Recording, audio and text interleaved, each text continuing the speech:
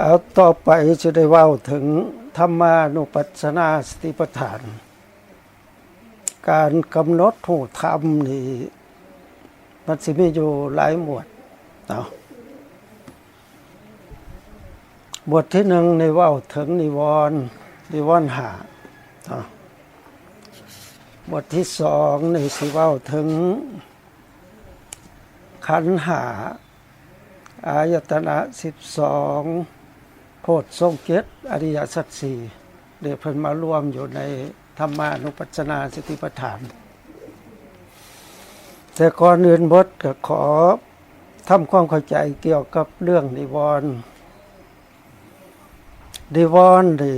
เป็นคำบาลีแต่ว่ามาตีความเป็นความลาวเฮาที่เข้าใจกันได้ง่ายก็หมายถึงว่าเครื่องกั้นจิตใจบ่ให้ได้บรรลุธรรมเนาะฉะนั้นนิวรณ์ที่พระพุทธองค์เพิ่นแสดงเอาไว้เครื่องกีดกันหรือกลางกั้นที่โบราณลาวหักมักเว้าว่าเครื่องกั้นเพิ่นเทียบคือกำแพงหรือเครื่องกีดขวางต่างๆกั้นเส้นทางบ่กั้นบนไปบนมาเนาะ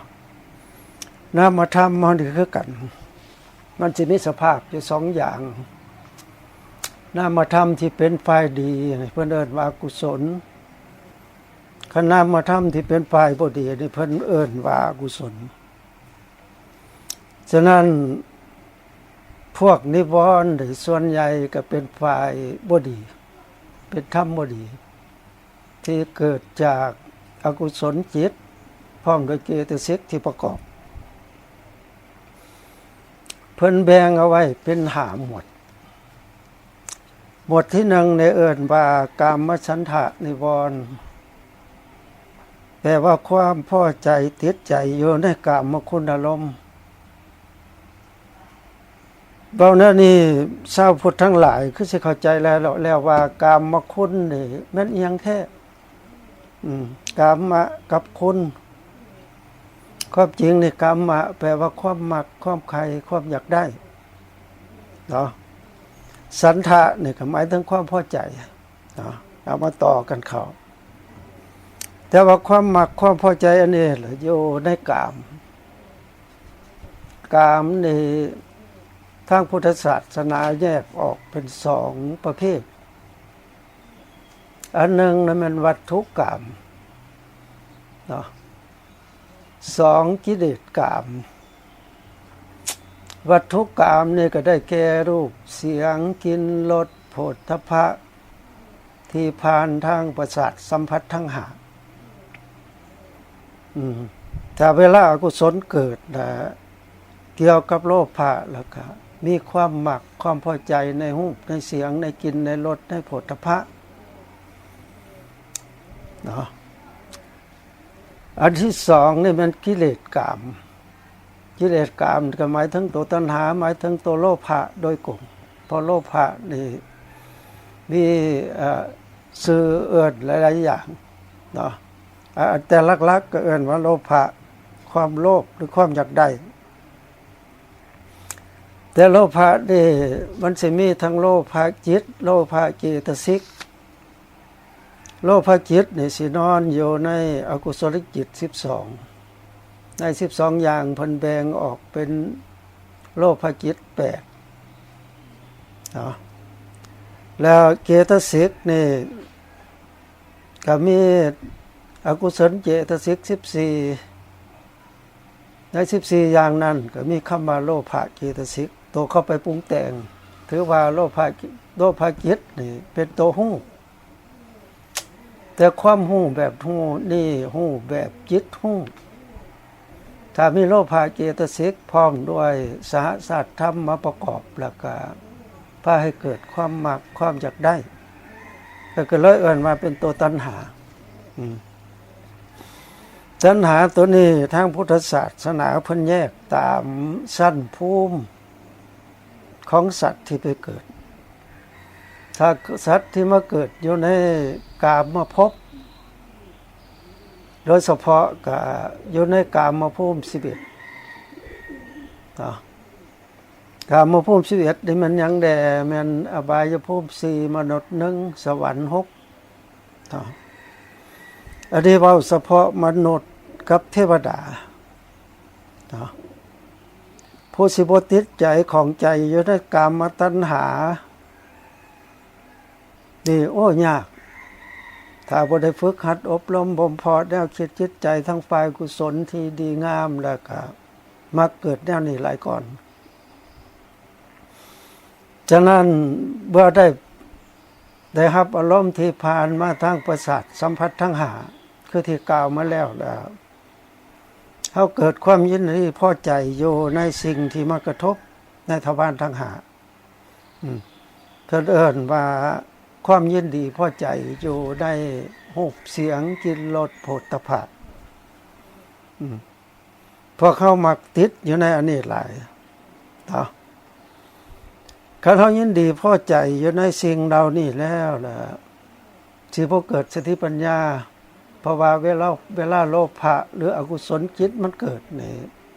มหากุศลบ่เกิดปกติธรรมดาจิตดีมันเกิดได้เทื่อละดวงถ้าฝ่ายดีเกิดกับฝ่ายดีก็เขารับอารมณ์ถ้าฝ่ายบ่ดีเกิดก็จิตที่บ่ดีก็เขาทำหน้าที่รับแต่ว่าพวกเขาผู้ยังยินดีพอใจอยู่ในรูปในเสียงกลิ่นรสโผฏฐัพพะมีวัตถุมาผ่านประสาทสัมผัสทั้ง5แล้วก็ส่วนใหญ่มาเกิดความยินดีพอใจถ้าบ่ยินดีพอใจก็โทสะเกิดตรงกันข้ามกับกามฉันทะตัวนี้อันที่2นี่เอิ้นว่าพยาบาทสมมุติว่าเฮาบ่มักในรูปเสียงกลิ่นรสโผฏฐัพพะหรือเคยเห็นอยู่ตลอดแต่ว่าเฮาเกิดบ่มักบ่พอใจก็มีความพยาบาทบ่อยากพบบ่อยากพ้อบ่อยากเห็นบ่อยากให้ประสบในชีวิตอันนี้หรือเฮาเห็นอันใดอันหนึ่งเฮาบ่มักก็เครียดชังบ่พอใจเฮ็ดให้ใจบ่ม่วนที่เกี่ยวกับโลภะก็อย่าเกี่ยวกับโทสะก็อย่าถือว่าเป็นเครื่องกลางกันบ่ให้ความดีเกิดถ้าเฮาได้ประสบกับสิ่งเหล่านี้อยู่ตลอดมื้อแล้วก็มื้อนั้นมีแต่บาปอกุศลเกิดแต่ว่างบาปอกุศลเวลามันเกิดขึ้นนี่เฮามันแสดงขึ้นมาทางใจแล้วก็ส่อออกมาทางกายทางวาจาหมายความว่าให้เกิดพฤติกรรมทางกายวาจานี่เป็นไปในทางโลกพยาบาทนิวรณ์นี่ก็เป็นเครื่องกลางกันเวลาใจหายอยู่เฮาสิไปปฏิบัติวิปัสสนากรรมฐานนี่สติปัญญาบ่เกิดสิไปกำหนดรูปกำหนดนามจังซี่ก็บ่เข้าใจก็ยังนอนอยู่ในคำว่าสัตว์บุคคลตัวตนเฮาเขาตลอดเวลา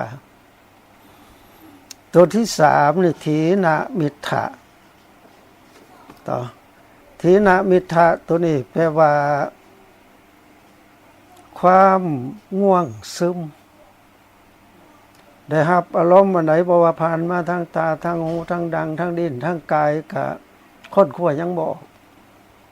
ซึมเศร้าอยู่ตลอดได้จ้ะ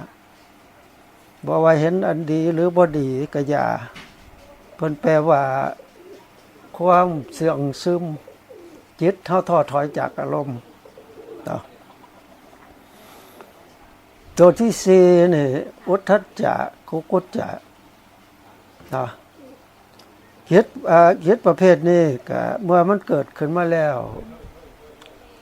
บ่ว่าเสียงรูปฟังเสียงดมกลิ่นลิ้มรสได้รับสัมผัสจิตใจบ่จดจ่อจิตใจพุ่งซ่านรำคาญบ่อยากเห็นบ่อยากเบิ่งบ่อยากค้นคว้าบ่อยากพิจารณาอยู่ในลักษณะนั้นตัวที่5นี่เพิ่นเอิ้นว่าวิจิกิจฉาแปลว่าความสงสัยปกติธรรมดาแล้วล่ะเฮาเห็นหยังนี่ตัดสินใจลงบ่ได้เพิ่นเอิ้นว่าสงสัยอยู่ในทางพุทธศาสนานี่ก็ถือว่าเป็นกิเลสอันนึงที่ขวางกั้นบ่ให้เฮาเข้าใจต่อสัจธรรมเพราะว่าเฮาสิเฮ็ดบุญ สิเว้าเรื่องกรรมดีบ่หรือบ่ดีเรื่องบาปบุญคุณโทษนรกสวรรค์ต่างๆหมู่นี้บ่ยอมตัดสินใจลงได้ว่าอันนี้เป็นบาปอันนี้เป็นบุญเอาเกี่ยวกับพ่อแม่สิทางพุทธศาสนาถือว่าพ่อแม่มีบุญคุณต่อลูก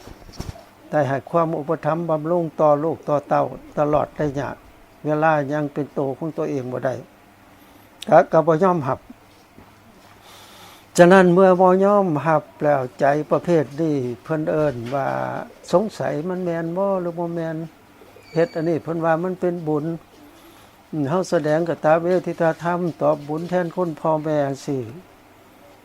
บ่ได้ผลสมมุติปฏิเสธไปเลยบ่หรือว่าสงสัยอยู่มันแม่นแท้บ่ได้บุญแท้บ่เฮ็ดความดีเพราะว่าให้ทานรักษาศีลฟังพระธรรมเทศนามันเกิดบุญเกิดกุศลแนวนั้นแนวนี้จังซี่มันแม่นแท้บ่สร้างความสงสัยเข้าใส่ในตนตลอดระยะ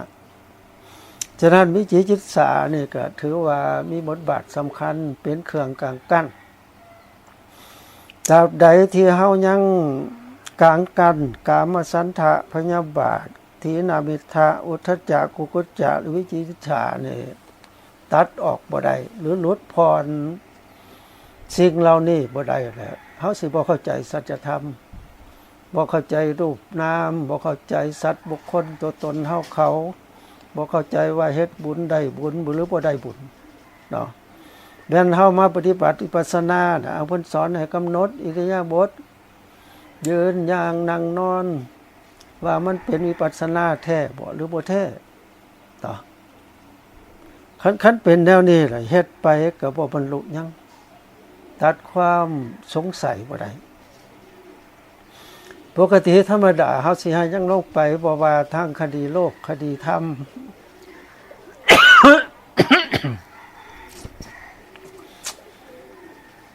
คันมีปัญหาหยังเกิดขึ้นบ่กล้าตัดสินใจลงไปแล้วเฮ็ดหยังบ่ค่อยได้บรรลุคือบ่สำเร็จตามเป้าหมายคันเฮ็ดไปได้เนาะนึงตั้งเฮ็ดอยู่แต่ว่าหั่นยังเกิดความสงสัยก็ถอยหน้าถอยหลังคันเป็นแนวนี้ล่ะถือว่ากิจกรรมที่เฮาตั้งใจเฮ็ดตั้งใจมาศึกษาหำเพียรมาปฏิบัติตามครูตามอาจารย์เพิ่นแนะนำสั่งสอนนะครับใจเฮาบ่ยอมรับฉะนั้นทั้ง5อย่างนี่แหละเพิ่นเอิ้นว่านิวรณ์แต่เฮามาแยกเบิ่งว่านิวรณ์ทั้ง5เนี่ยเพราะว่าจิตของคนเฮามันมี2ฝ่ายบุญกับฝ่ายบาปเนาะนิวรณ์ทั้ง5อย่างนี่แม่นจิตที่เป็นบาปกับเจตสิกที่เป็นบาปเนาะกามฉันทะนี่แม่นโตโลภะคือความอยากได้อันนี้ก็แม่นอกุศลพยาบาทก็เกิดจากโทสะก็แม่นอกุศลถีนมิทธะนี่มันเกิดกับโมหะอุทธัจจะกุกุจจะตลอดถึงวิจิกิจฉาหมู่นี้ก็คือเดียวกันมันเป็นฝ่ายบาปฝ่ายอกุศลฉะนั้นเมื่อใจเฮาเป็นบาปเป็นอกุศลอยู่สิไปเริ่มสร้างคุณงามความดีในด้านต่างๆตามหลักการในทางพุทธศาสนาแล้วเป็นไปได้ยากเนาะเพราะเหตุนั้นนิวรณ์ทั้ง5เพิ่นจึงถือว่าเป็นเครื่องกลางกั้นเพราะว่ากามฉันทะเป็นต้นจนถึงวิจิกิจฉานิวรณ์นี่เป็นตัวนามธรรมเกิดกับจิตบ่ได้ผ่านประสาทสัมผัสทั้ง5เนาะเพราะว่ามันเป็นจิตโดยตรงกับเจตสิกที่เขาประกอบรวมแล้วก็นิวรณ์ธรรมทั้ง5นี่เป็นเครื่องกลางกั้นบ่ให้คนที่กำลังตั้งใจปฏิบัติอยู่นี่ให้ได้บรรลุต่อเมื่อใดเฮาพยายามทำความเข้าใจต่อนิวรณ์แต่ละอันละอันว่ามันเป็นผิดเป็นภัยถ้ามันเกิดกับเฮาอยู่ตลอดเวลาเฮาบ่มีโอกาสที่จะเฮ็ดคุณงามความดีโดยเฉพาะด้านการเจริญวิปัสสนากรรมฐานนะถือว่านิวรณ์ทั้ง5นี่เป็นตัวอุปสรรคฉะนั้นเวลาเฮาไปปฏิบัตินี่สิ่งเหล่านี้จะต้องเกิดกับเฮาอยู่เกือบตลอดครูบาอาจารย์เพิ่นจังสอนวิธีทางให้นำใช้ เพราะว่าสิ่งที่เฮามีอยู่นี่คันมันเกิดขึ้นมาเฮาเห็นว่ามันบ่เป็นคุณเป็นประโยชน์ต่อเฮาแล้วเฮาก็พยายามลดละไปเทื่อละเล็กละน้อยจนกว่ามันสิเบิดไปแต่ว่าเสียมันเบิดไปอีหลีนี่กามสันทะตัวกามสันทะนี่ต้องแม่นพ้นได้บรรลุเป็นพระอนาคามีบุคคลเนาะครับวิกิกิจสาเนี่ยก็ได้พระโสดานี่ตัดเด็ดขาดส่วนถีนามิทะความง่วงเหงาหาวนอนอุทธัจจากุกุจจะหรือพยาบาทมื้อนี้ก็คอยลดไปตามขั้นตอนโดยอาศัยมรรคจิตเป็นตัวตัดพอกิเลสนี่มันก็มีคือกามฉันทะนี่มันสิมีลักษณะอยู่3อย่างนี่แบบหนึ่งเพิ่นเอิ้นว่าสะท้อนออกมาทางกายทางวาจามันเกิดจากใจแล้วก็สะท้อนออกมาทางกายทางวาจาเพิ่นเอิ้นว่ากิเลสอย่างหยาบอย่างที่สองนี่เกิดขึ้นมาทางใจแต่คันเฮารู้สึกแล้วหาวิธีทางสงบระงับมันก็อยู่อย่างละเอียดนี่เพิ่นเกินเทียบใส่คือกันกับจิตรกรที่มันนอนอยู่ในก้นหม้อเองน้ำคันเฮาไปต้องน้ำอยู่ในหม้อน้ำจิตรกรก็บ่ฟุ้งขึ้นต่อมันนอนสงบนิ่งอยู่หั่นคล้ายคือกันกับว่ามันบ่มีจิตรกรหยังเข้ามาปรากฏในหั่นฉะนั้นตัวหยาบตัวกลางตัวละเอียดนี่ต่อเมื่อเฮาได้ปฏิบัติวิปัสสนากรรมฐานจนได้บรรลุเป็นพระโสดาบันจังค่อยสิลด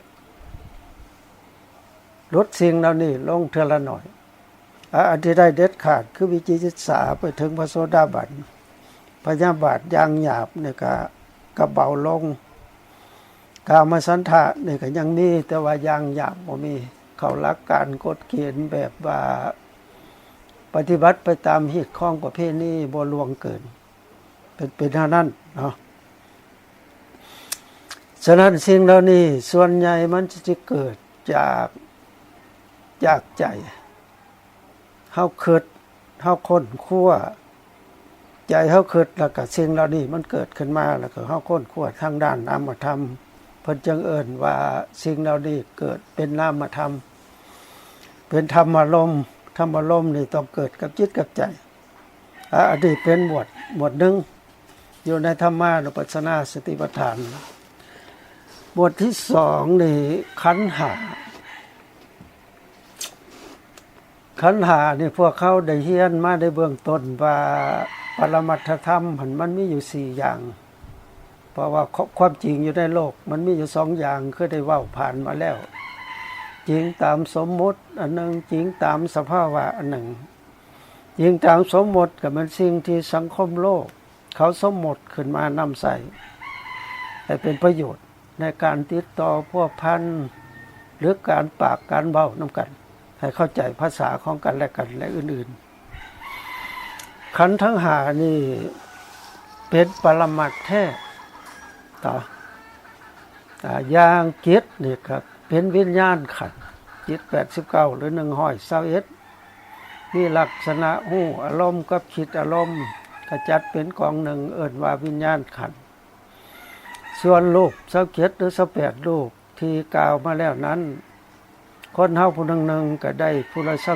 27แต่คันไล่รวมหมดก็เป็น28มันไปแยกกันอยู่ระหว่าง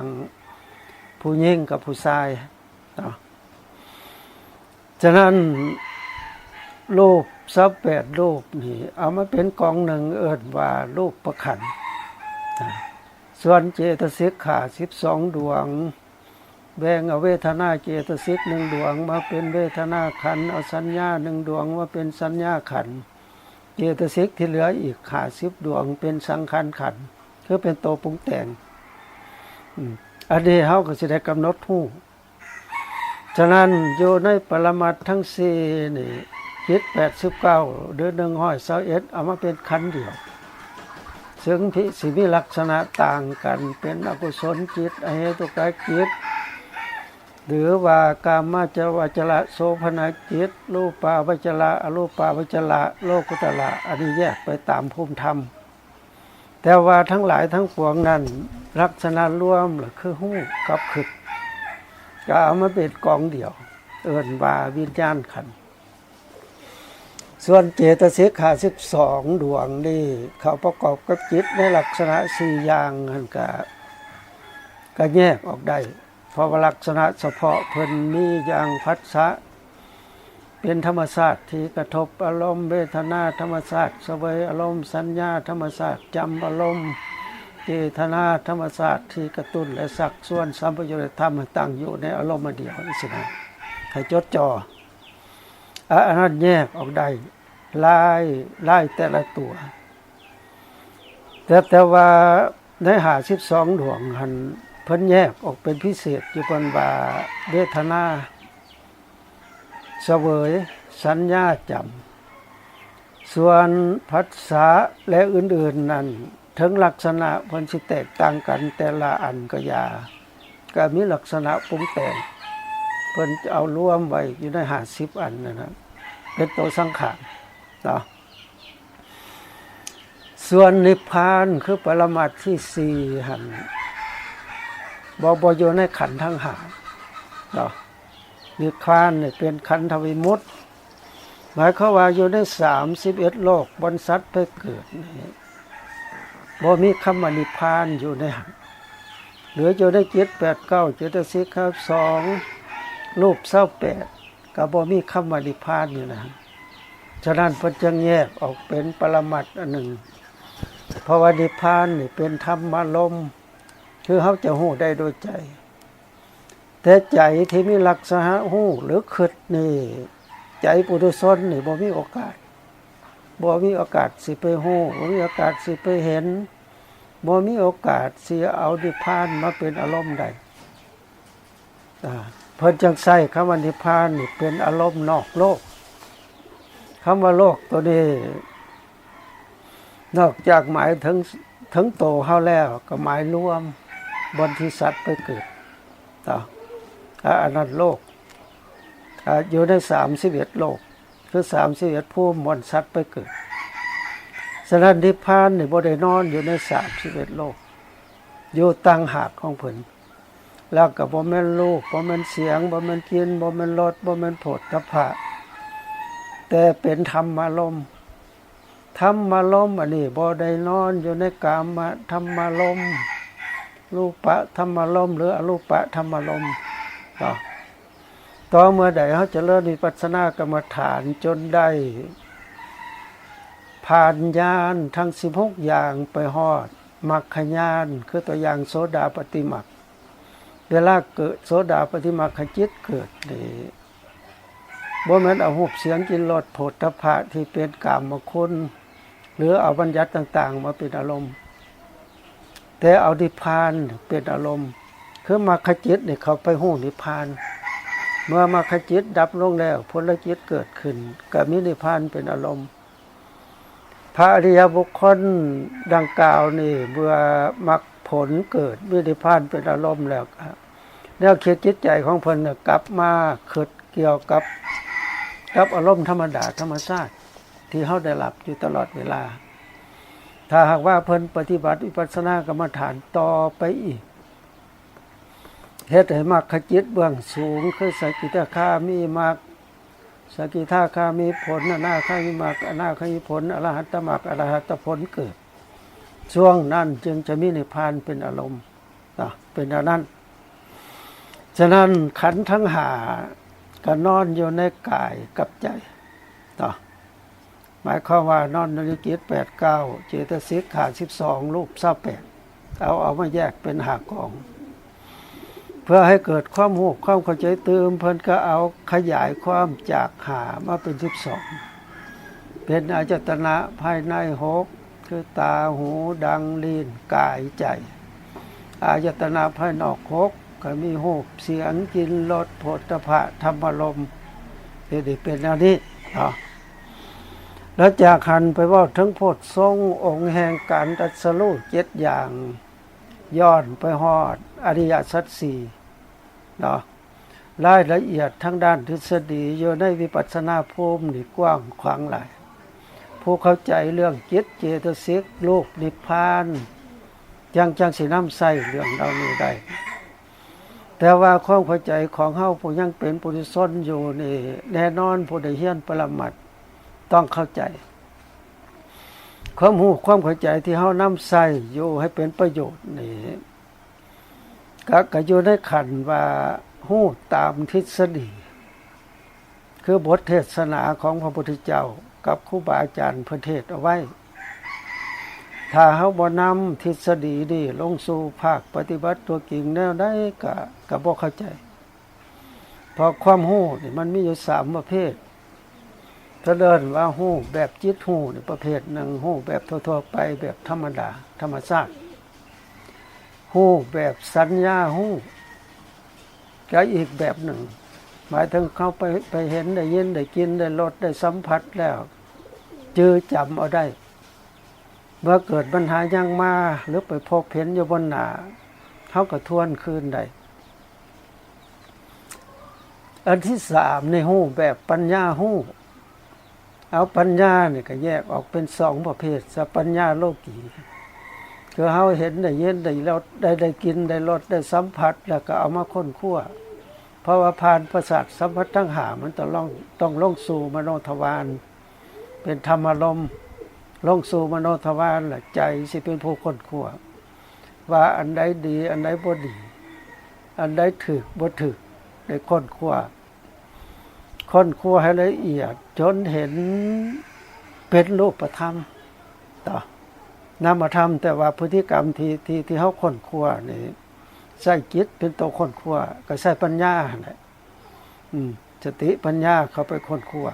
ต่อปัญหาที่เฮาได้ประสบพบเห็นมาอาจ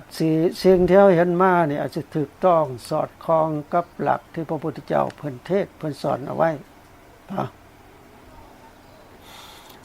นอกจากนี้แล้วก็มีโพธิทรงเกียรติอันนี้เป็นนามธรรมโดยกงเกิดกับใจ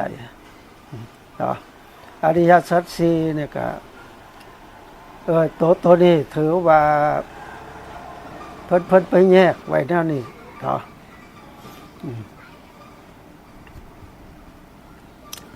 แยกเอาปรมัตถธรรม4ลงมาแจกเป็นอริยสัจ4อันนี้ละเอียดคันเฮาบ่เข้าใจบ่จื้อบ่จำหลักปรมัตถธรรมทั้ง4แล้วล่ะก็สิฟังยาก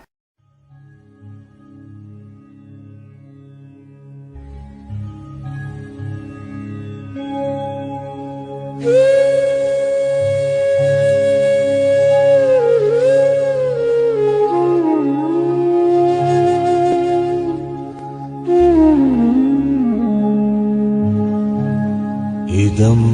खोपन भिक्खवे दुःखं मरिय सच्चम् जातिपि दुःखा जरापि दुःखा व्याधिपि दुःखा मरणंपि दुःखम् अप्पियेहि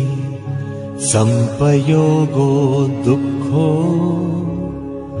पियेहि विप्पयोगो दुःखो यं पिच्छं नो लभति तंपि दुःखम् संखित्तेन पञ्चुपादानखन्धा दुःखा इदं खोपन भिक्खवे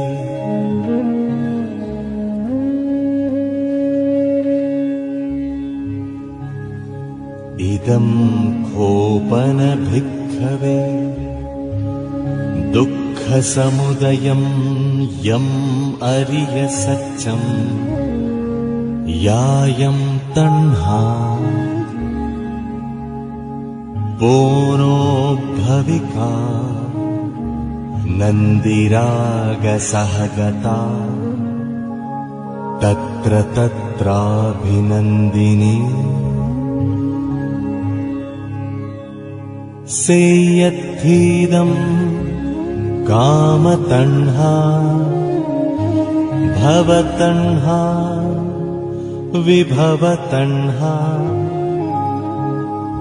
इदं खोपन भिक्खवे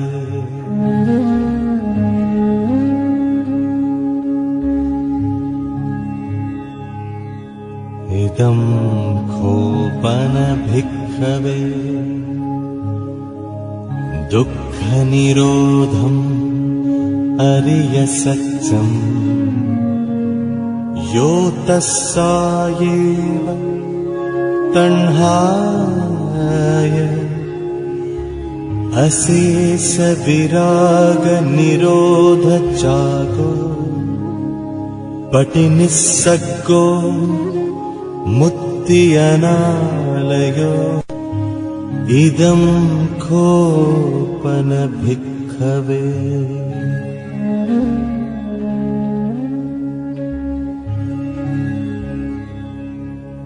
इदं खोपन भिक्खवे दुःखनिरोधगामिनी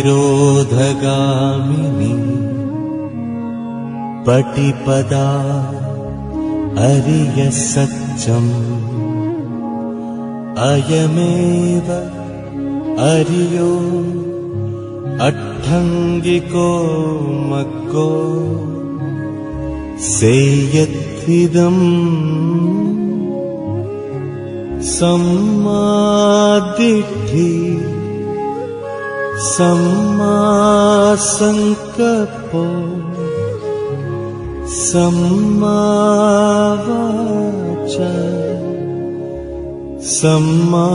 सम्माकम्मन्तो सम्मा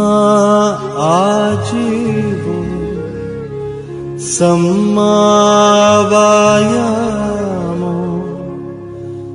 सम्मा सति सम्मा